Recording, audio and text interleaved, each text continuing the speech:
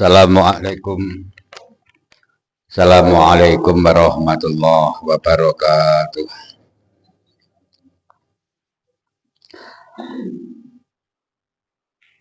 Liridhoillahi ta'ala mali syafaati Rasulillah sallallahu alaihi wasallam bi karomati sultanil awliyal arifin Sayyidina Sayyidina Abdul Qadiril Jilani radhiyallahu anhu wa ila arba'i ya baina wa mahatina wa ajdatina Syekhina wa murabbil rohina wa mursyidina wa manazalna bila hadir man waqafa hadihi hadal masjid Mbah Pangsatrono Mbah Ahmad Suwahir wala hadirati keagungan man hadara fi hadal majlis lillailahul fatihah a'udzu billahi minasyaitonir rajim bismillahirrahmanirrahim alhamdulillahi rabbil alamin arrahmanir rahim maliki yaumiddin iyyaka na'budu wa iyyaka nasta'in ihdinas siratal mustaqim siratal ladzina an'amta 'alaihim ghairil maghdubi 'alaihim waladdallin. Datang sedaya jamaah salat subuh langkung-langkung datang Bapak Imam ingkang kawula mulyaken wonten ing enjang menika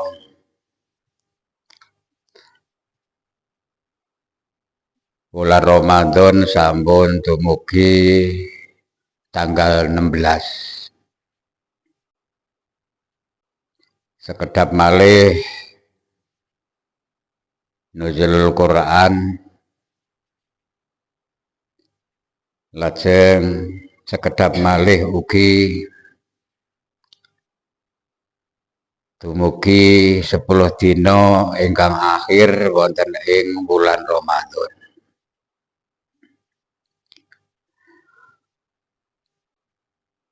Monggo sareng-sareng niat ngaos wonten ing bulan Ramadan punika dipun isi kecuali ibadah-ibadah dhateng Gusti Allah. Ibadah salat wajib, salat sunat, ibadah puasa bulan Ramadan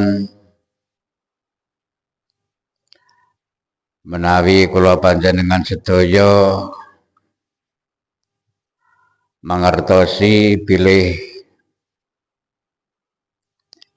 tugas kula panjenengan sedaya punika nggadahi hubungan kalih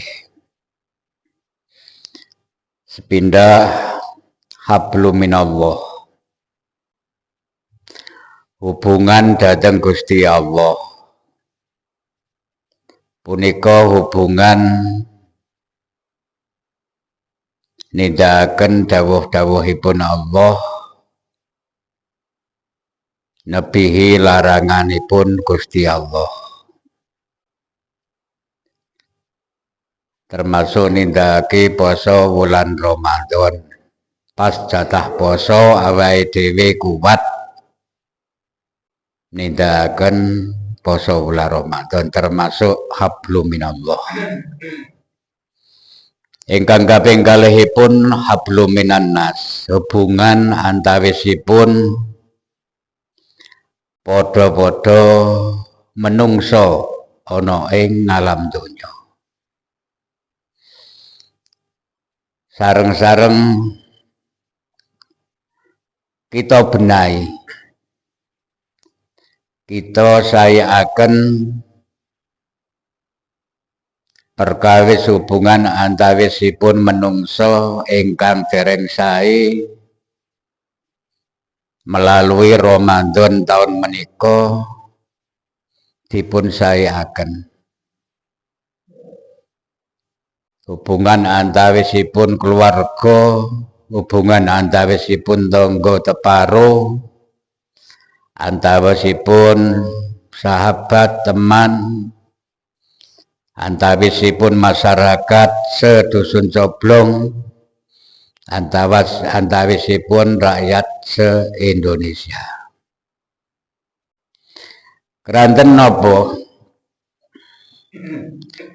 hubungan kali hubungan punika ingkang nentokaken dhateng keselamatanipun, kebahagiaanipun menungso urip nang alam donya ngantos dumugi urip utawi gesang sasampunipun pecah inggih punika gesang wonten ing alam akhirat utawi wonten ing dina kiamat. Dherekaken hadisipun Kanjeng Nabi ingkang dipun riwayataken dhateng sahabat Abi Hurairah. Sahabat Abi Hurairah punika nek cara zaman saniki, nek zaman rumiyin ketuanipun sahabate Kanjeng Nabi ingkang sama manggen wonten ing emperan masjid. Punika ketuane sahabat Abi Hurairah. Nek cara saiki ya kepala pondok. Nek riyen manggene jareng pondok tapi ting emperan masjid. Sahabat Abi Hurairah nerangaken anna Rasulullah sallallahu alaihi wasallam temen setune Rasulullah utawi Kanjeng Nabi Muhammad sallallahu alaihi wasallam iku kala ngendika sapa Kanjeng Nabi. Pengendikane Kanjeng Nabi, atadaruna mal muflis. Atadaruna Kanjeng Nabi dangu dhateng para sahabat. Atadaruna ana ta padha ngerti sapa sira kabeh. Ma iku apa al muflisu, ma iku apa al muflisu utawi muflis. Sing jeneng muflis iku apa para sahabat? Qalu padha matur sapa sahabat utawi njawab sapa sahabat. Al muflisu fina man la dirhama lahu wala mata. Jawabanipun para sahabat al muflis punika al muflisu utawi sing jeneng muflis fina ing dalam kita para sahabat iku man wong la dirhama kang ora ana duit iku maujud utawa dirham lahu kadwe man bala mata alan ora ana harta benda iku maujud ae kadwe man.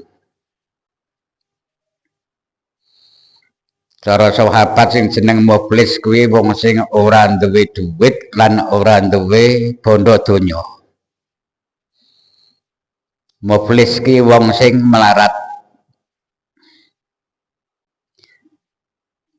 Faqala lajeng ngendika sapa Kanjeng Nabi innal muflisu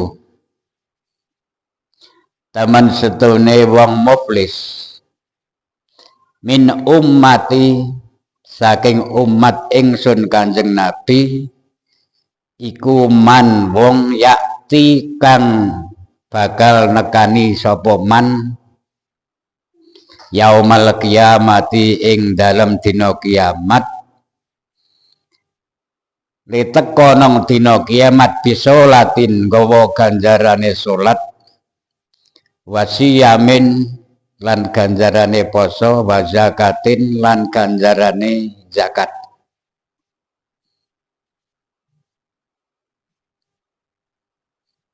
Wong sing diarani muflis utawa wong sing melarat nek cara Kanjeng Nabi kuwi wong sing teko ana dina kiamat sause wong mati sakbare mati diuripake meneh dikumpulake nang padang mahsyar nang dina kiamat ting mriku ya duwe ganjaran salat, ganjaran poso, ganjaran zakat lan ganjaran liyane men. Wayati kot satama ada ananging wong-wong mau sing nggawa ganjaran akeh ana ing dina kiamat nalika urip nang alam donya kot satama wonge cok kerep misuh-misuh maring wong liya. Bakoda fahada lan ngarani wong liya, ngarani salah wong liya sing wong liya mau ora nglakoni salah. Wa akala malahada lan mangan bondone wong liya sing tanpa izin. Wasafaka damahada lan ngilakake sapa man damahada ing getahe wong berarti termasuk membunuh utawa nglarani wong liya sing ngetokake getih. Wadorobahada lan mukul marang wong liya sing tanpa ana perkara sing wong mau kudu dipukul. Payukta mongko den paringake Fayukta mongko den paringi sapa hada wong sing disalahi mau min hasanatihi saking kebagusane wong sing nyalai. Wahada lan den paringake kebagusane maring wong sing disalahi mau min hasanatihi saking kebagusane wong mau. Dados niki pentingipun hubungan hablum minan nas, hubungan antawisipun padha-padha menungso. Menawi dipun gambaraken gambaranipun Sara Kyai Mbah Dur Tegarjo nalika nggambarake kepahamane piye.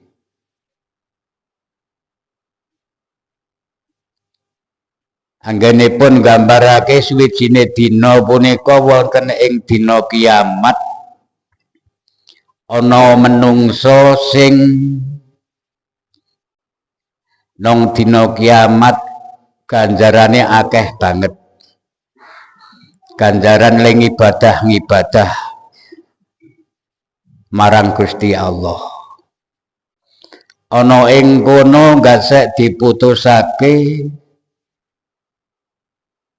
wong mau calon dilebokake swarga ninggek calon dilebokake ana ing swarga.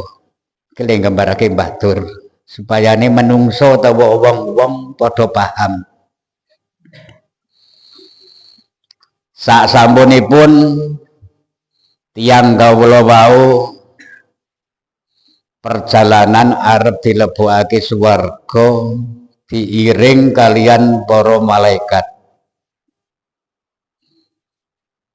Dugi mergi utawa tekan perjalanan wonten perjalanan dipun cegat salah suwijine wong. Tiyang kawula wau nang letaken malaikat tiyang punika ajeng jenengan beta pundi? Iki arep dilebokake swarga diring para malaikat. Ampun riyin mandhek rumiyin. Ana apa? Kula nggadahi masalah kalih tiyang punika. Zaman rumiyin nalika tasih gesang wonten ngalam donya kula punika kerep sanget dipun pisuh-pisuh dipoyoki dhateng tiyang punika. Njur karepmu kula nyuwun pengadilan. Apa bener wong iki mbiyen kok pisuh-pisuh, kok poyoki? Nggih Gusti, nggih malaikat. Wis nyoh ganjarane sele salat tak paringke maring kowe. Trima, sampun.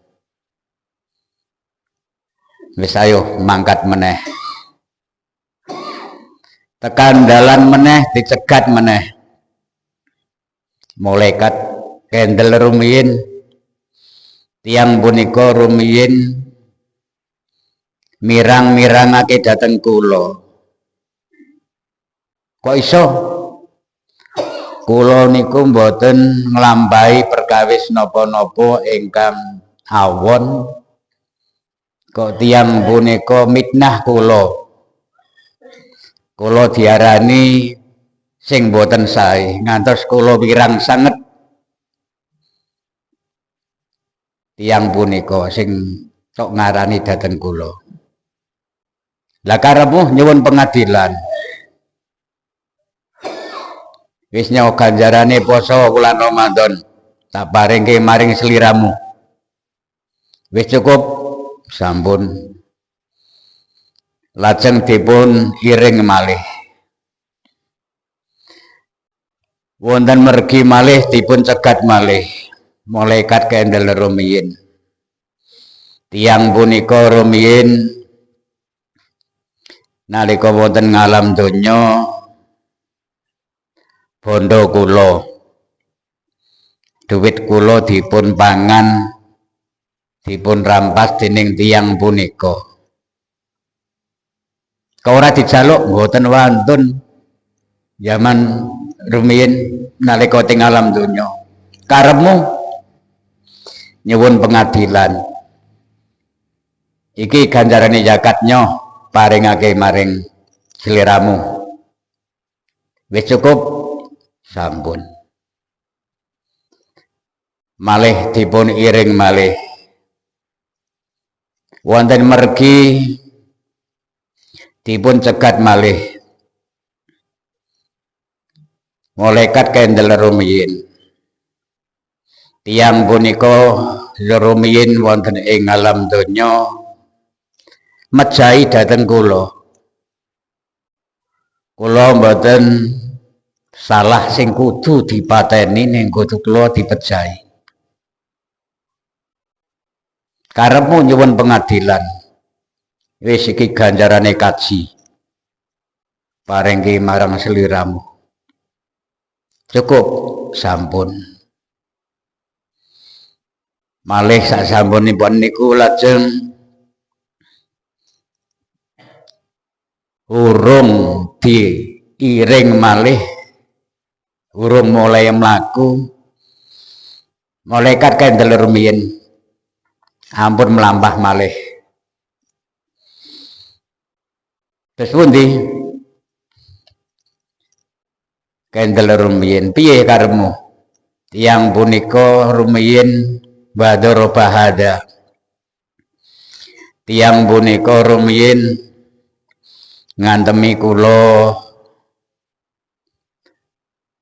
mboten salah napa-napa. Lah kok ora bales mboten wantun. Iki wis entek ganjarane. Nah kula nyuwun pengadilan. Terus pundi? Fayu hada min hasanatihi wa hada min hasanatihi. Ngantos pinten-pinten tiyang ingkang nyuwun pengadilan sing ijeh nduweni hak sing mbiyen sing do disalahi nalika urip nang alam donya ananging ganjarane wis entek. Wa in fanayat hasanatahu qabla ayuqdama alaihi ukhida min khotoyahum faturihat alaihi.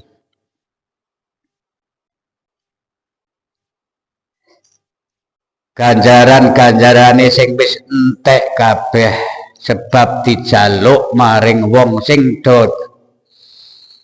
sing disalahi ana ing alam donya mbah masalah napa kemawon wis entek kok ijeh ana wong njaluk pengadilan sebab wong mau ijeh duwe kesalahan maring wong liyane mbah masalah apa monggo faturihat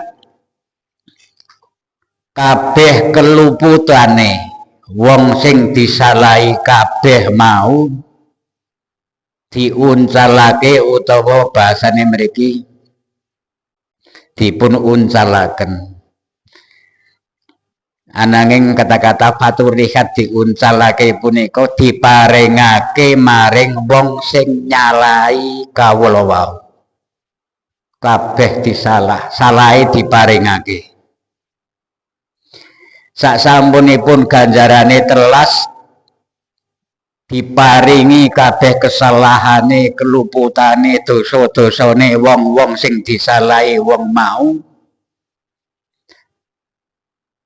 sumaturiha finnar tiyang kawula wau lajeng dipun cemplungaken wonten ing nerakane Gusti Allah punika kangge contoh kula panjenengan sedaya anggenipun hablum minallah hubungan dhateng Gusti Allah ing ibadah wulan Ramadan le poso le salat sunat le nindakaken kebagusan lindunipun ugi terutami nek nalika poso niki ajeng nyuwun pangapura mboten dumugi benjang wonten ing Idul Fitri sareng-sareng do nyuwun ngapura-ngapuranan terutami dhateng tiyang-tiyang ingkang sama dipun salahi senajan jane wong sing disalah punika ora mangenteni Idul Fitri langsung njaluk ngapura anamung menawi dereng dumugi wonten ing Idul Fitri punika sama do nyuwun ngapura-ngapuranan sing perkara mau jeh duwe salah njaluk ngapura njaluk halale sing supayane benjang wonten ing dina kiamat nalika manungsa dipun itung kesalahanipun dipun itung kabeh amal ibadahe saha amal olone awake dhewe wis njaluk ngapura wis njaluk halale wis dihalalke wis halal bihalal ngapura-ngapuranan benjang wonten ing dina kiamat ganjarane le poso ganjarane le salat lan ganjaran lintu-lintunipun supados kula panjenengan sedaya wutuh boten kathah ingkang dipun suwun dhateng tiyang-tiyang ingkang sama kula panjenengan sedaya salahi ngantos dumugi pecah dereng nyuwun pangapura. Pun paham nggih? Pun monggo sareng-sareng mulai saniki dipun benahi kula nggih ta. Benahi kula jenengan benahi piyambak-piyambak kanthi nyuwun dhateng Allah Subhanahu wa taala dipun paringi kekuatan zahir batin, paringi manah pikiran ingkang sae sehingga saged nindakaken hablum minallah hubungan dhateng Gusti Allah sae, hablum minan nas hubungan dhateng para manungsa ugi sae akhiripun dipun paringi selamat saha kabejan donya ngantos dumugi akhirat. Allahumma Semantan wassalamualaikum warahmatullahi wabarakatuh.